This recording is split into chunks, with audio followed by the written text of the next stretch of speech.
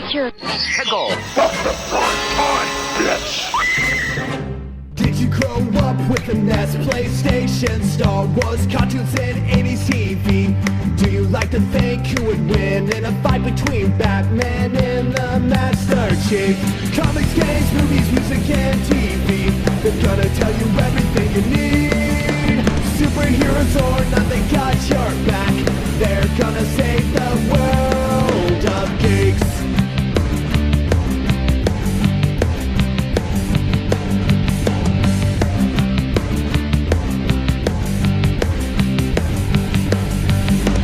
Games, movies, music, and TV, they're gonna tell you everything you need. Superheroes or not, they got your back. They're gonna save the world of This Week in Geek. This Week in Geek. Hello, everyone, and welcome back to another This Week in Geek interview episode. Alex, the producer here, and today I have the privilege to be joined with Micha Le Bourhis, head of Asmodee's Access Plus studio. Welcome, Micha. Welcome, everyone. Thank you for the invitation. So, Micha, why don't you tell us a bit of background on who you are and how you got involved with Asmodee's Access Plus? So I'm Micha. I'm 35 years old. I'm a big player. I play a lot of board games since a long time. And I joined Asmodee in 2016 as a brand manager. And in 2018, I've created Asmodee Research, our philanthropic department to engage Asmodee in very societal topics such as education, help to research, health, inclusion. So I'm developing different projects in that way. And Access Plus is one of them. Perfect. Thank you. Yeah, we have received some Asmodee products in the past for review and discussion on our shows. And when this came my way, I was interested simply because we have a lot of listeners that either themselves have had difficulty playing certain games for accessibility reasons or have kids and family that do so. And we had discussed internally at our own podcast and website that there wasn't a lot out there that was, professionally released, mass produced that anybody could pick up. And when I heard about the Access Plus program, I wanted to check them out, and they sent over a few. They sent over one of each of the games. And could you sort of explain to us what Access Plus is and what its goals are? Certainly. So Access Plus is a studio in the lineup of Asmodee, such as Space Cowboys, Days of Wonder, or FFG. So it's a studio from Asmodee, but we are working on Asmodee IPs, such as Spatial or Timeline or Cortex, and adapt the original game for people with cognitive disabilities. Could be children or adult or elderly.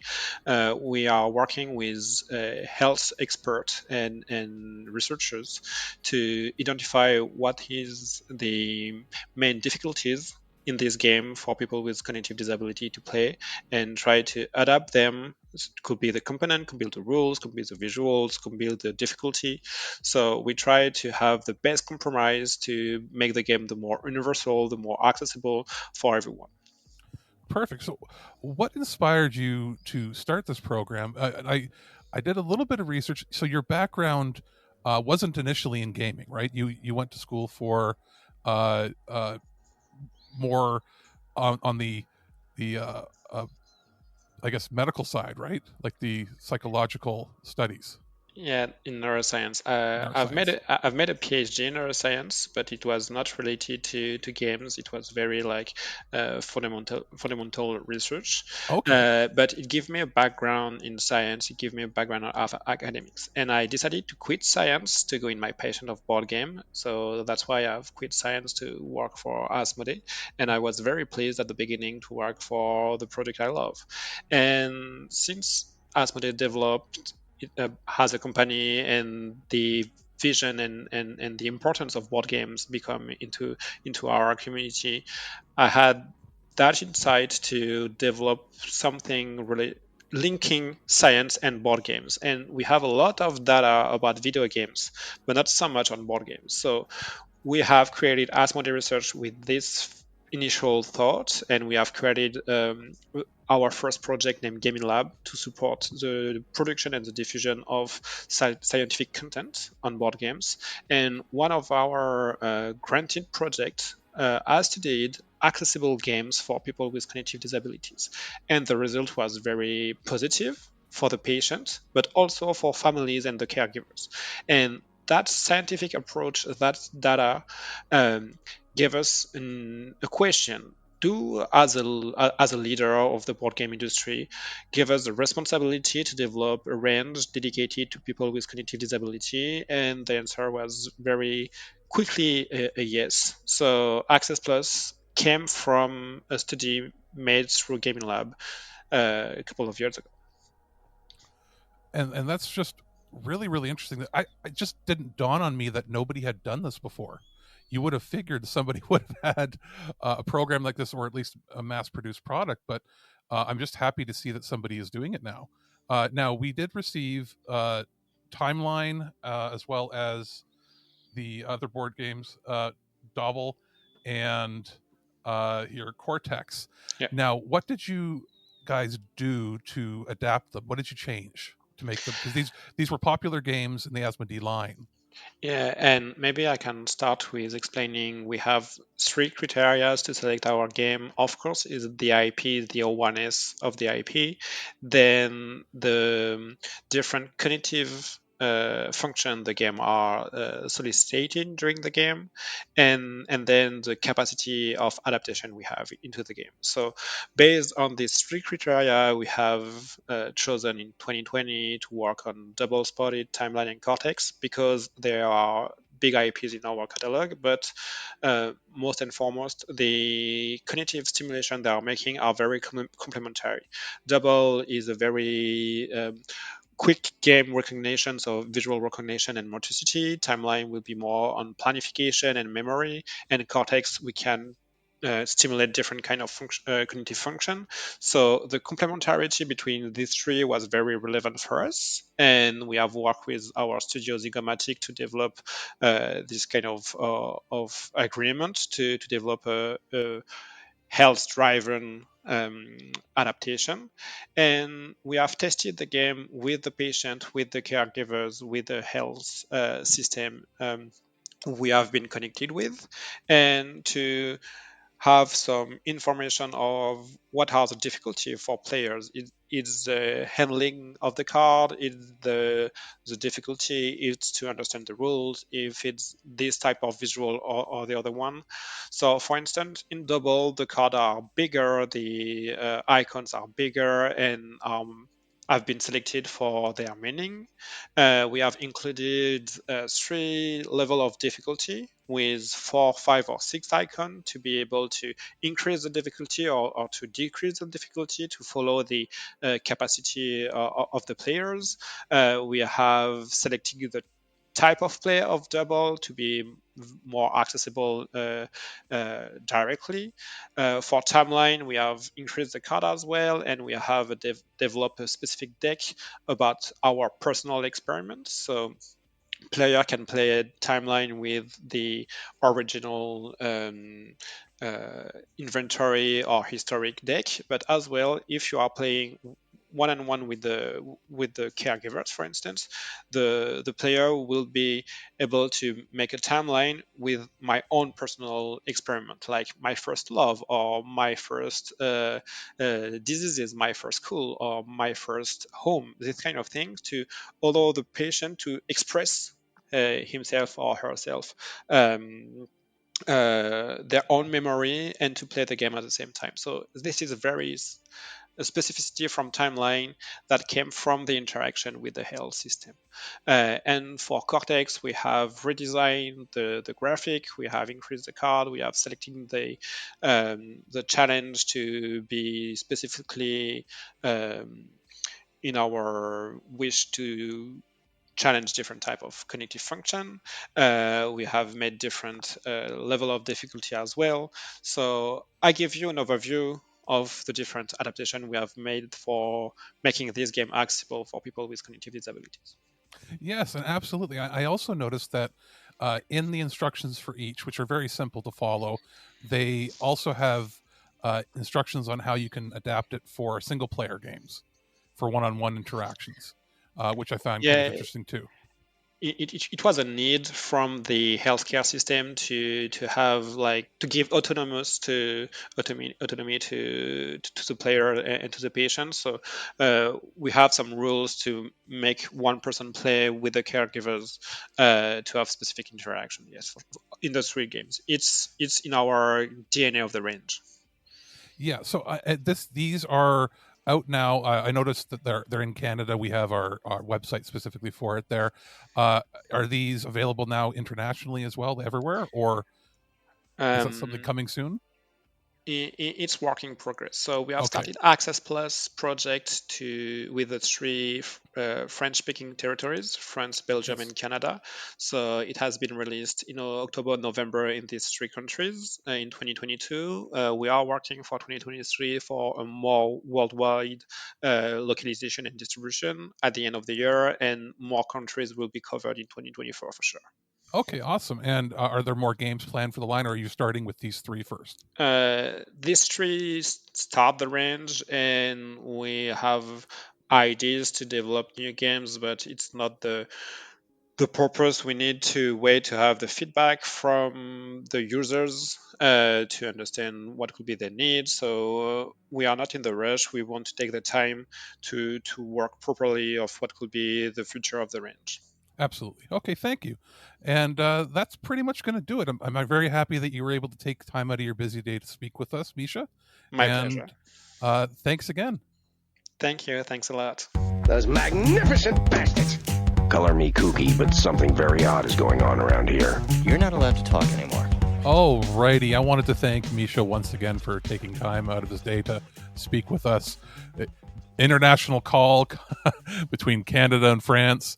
I'm glad we were able to line everything up, and I wanted to take a little bit of time to go over in a little more detail each of these games that we've talked about, because they're interesting. Obviously, Misha was talking about them from the more clinical sense of, they're releasing them for caregivers and as well as patients and so on. He was mentioning, but they are games for anybody as well, right? So they can be enjoyed by anybody. They're just adapted so that you can play them with multiple difficulty levels, as well as one-on-one interactions for somebody who maybe can't play in groups, and so on and so forth. But I just wanted to give my insights on each one because I've had a little bit of time to check out each game. With Timeline, it is pretty simple. It comes with I'm going to open it up here. It's 1 to 4 player.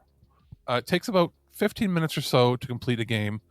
It does say ages 8 plus, and obviously those are just recommendations, but you can play them either way. Inside the box of each of these games, they come with instructions both in English and in French. With obviously with Misha saying that they launched in the French-speaking markets. Us being in Ontario, technically we're French speaking, but of course in Quebec it's released, so it does have English and French. So I'm believing that these boxes are going to be released in each country, and they're going to be slowly rolling them out, he said, to other countries as well. But inside of the English boxes or inside of the Canadian boxes, you have English rules and French rules.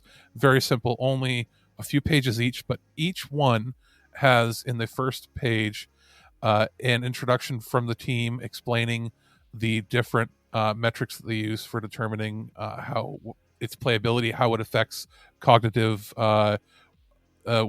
cognitive abilities, what are required for it, and it has like a range. It'll say, like, for instance, inside of the timeline one, it has it says 70% mental imaging, 30% emotion management, 80% short-term memory, 60% speech and discourse, 90% planning, 10% motor skills, 10% relations, 40% visual spatial processing. And what that does is it gives you an idea of what parts of your cognition, what parts of the brain you're going to be using for each game. And those are going to vary differently. 100% meaning something that engages that part of the brain or that part of the mind more than others. And then it doesn't necessarily mean more difficult. It just means that these parts of the brain, or these aspects, are going to be more engaged, and it gives a breakdown of each one as to what that part of the brain is, what they mean by that. So, for instance, mental imaging. It says mental imaging is the mentally visualizing an object, an idea, a situation, and so forth. Emotion management. Emotion management means controlling one's emotional state. It makes it possible to reduce the negative effects of an emotion, decreased impulsivity, and focus on what soothes us or makes us happy. Short-term memory. There are different types of memory. Short-term memory can hold a small amount of information for a short period of time. Working memory lets us reflect on this information. These two types of memory make it possible to conceptualize, perform mental calculations, and more. Speech and discourse. Oral language skills make it possible to express ideas verbally, use learned vocabulary, and developed diction and pronunciation. Planning. Planning involves setting steps to follow. Planning involves setting steps to follow to each and to reach an objective. It makes it possible to get organized and make decisions in complicated situations. And then there's motor skills. A motor skill is the ability to engage the muscles to perform movements like walking, running, bicycling, etc. A fine motor skill, more specifically, involves using muscles to perform more precise movements, such as manipulating small objects to write or to draw, for example, tying one's shoelaces, etc. Social relations. Social relations are all about interactions and communications we have with others and types of personal ties we develop. Visual spatial processing. Visual spatial processing lets us perceive the objects around us and orient ourselves in the environment. So it gives that description in each one of the instructions for the games, and then above that we'll have a chart showing where everything sort of places for this particular game. And in each of these rule books, they have the description of what the classic versions of the rules are for this game, and then they'll also have a personal experiences version, or the one-on-one version that they have adapted to, where they can make some significant changes. But it's all here. These are sorts of things that you might have had to have done yourself for somebody in your family, where we've all done it. I guess as a good example is, I don't know very many people that play Monopoly by the Monopoly rules. A lot of people have their own house rules or family rules for it. They've adapted, especially if they have kids. I don't think we ever played by the actual Monopoly rules growing up in my household. We adapted them for our family. What this does is this takes the guesswork and takes the hard work out of it by making the rules and making it simpler by having the cards already ready. And inside, it's very simple packaging. It's cardboard packaging. You've got your deck of playing cards. You have your timelines, which are cardboard laminated timelines that are two-sided, one side being the timeline used with the main game, and the other side being the adapted one for single player or single user use, which is pretty interesting there. And each one of these has a similar adaptation to it, but what's interesting is they've done things like with which one was it here? I believe it was Cortex. Yes, with Cortex they have cards that when you touch them, they're actually like raised. They have texture to them, which is interesting. And with this one, the main functions engaged. It has 70% emotion management, 80% short-term memory, 40% speech and discourse, 50% planning, 60% motor skills, 20% social relations, 100% visual spatial processing, and let's say 80% mental imaging. And finally, for double spot it is 70% emotion management, 70% short-term memory, 30% speech and discourse, 10% planning, 30% motor skills, 10% social relations, 100% visual spatial processing, and 30% mental imaging. All these games are for those of us that are listening, pretty easy to pick up and play. You should be able to play it with pretty much anybody. Inside each of the instruction booklets, they also have testimonials from some of the people that worked on the program here. We've got they've got experts talking on it from different aspects of psychology, psychiatry, as well as people that are experts in like social adaptation and accessibility programs, and they each have testimonials on how these programs and these games are working.